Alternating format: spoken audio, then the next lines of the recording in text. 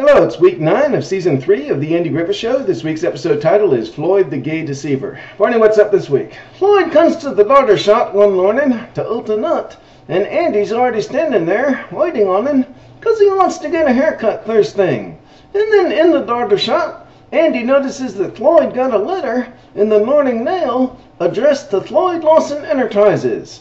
As it turns out, it's from a lady named Natalie Grayson, saying she'll be coming to visit Floyd. Floyd met her through a Lonely Hearts Club and a magazine, and they'd been writing letters to each other. And Floyd, in one of his letters, said that he was a successful businessman and a rich millionaire, and that's why he called himself Floyd Lawson Enterprises.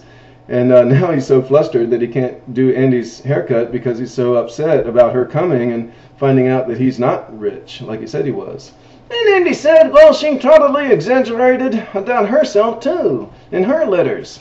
And Floyd says he doesn't think so. He wants Andy to help him make him look rich for when she comes. And Andy says, no, that wouldn't be honest. So Floyd says he's going to escape to Nashville so she won't see what a phony he is. And then Andy finally gives in and says that Floyd can go to Cliff Deatherow's big house and act like he lives there. Cliff is out of town, and he gave Andy the key to watch the house while he's gone. And at the house, Aunt Bee helps out too. She gets in a maid's uniform and acts like she works there. And Floyd wears a fancy dinner jacket, and then Natalie shows up in a fancy car. And Aunt Bee opens the door, and Natalie recognizes Floyd right off from the Picture Center. And Floyd gets nervous and introduces Andy as his son.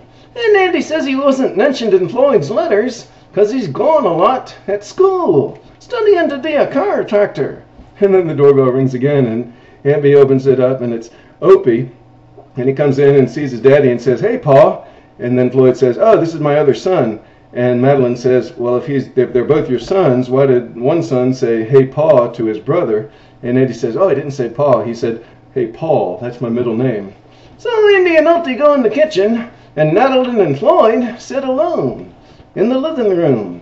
And Natalie says, I'm glad you're just like you say you are in your letters. So many folks build themselves up in their letters and then try to take advantage of me when they meet me. And now she says she wants to stay for a whole week. So she goes out to the car to get her luggage. And Andy heard that in the kitchen, so he now comes out and says they've got to tell her the truth.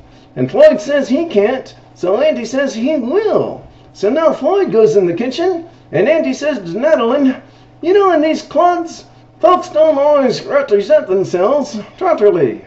And then he introduces himself as the sheriff.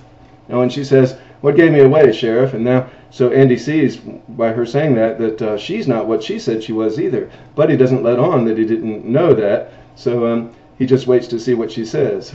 And she says, that's a rented car. And she says she poses as a rich old widow just to sponge off rich guys like Floyd. And Andy says he won't arrest her as she just leaves town now. So she leaves, and Andy doesn't have the heart to tell Floyd what really happened. Andy just tells Floyd that she understood, and she took it fine. And the next day, Andy is getting that haircut that he didn't get when all this started up. And he sees Floyd has got another letter, this time addressed to him as the owner of a movie company. And Andy says, Floyd, you've got to stop this. We didn't see you in this week's episode, Barney, did we? No, I didn't have a part this week, and I don't have a part in next week's episode either. But you'll be with me next week anyway to help me tell them about episode 10. Thank you all for watching. We'll see you then.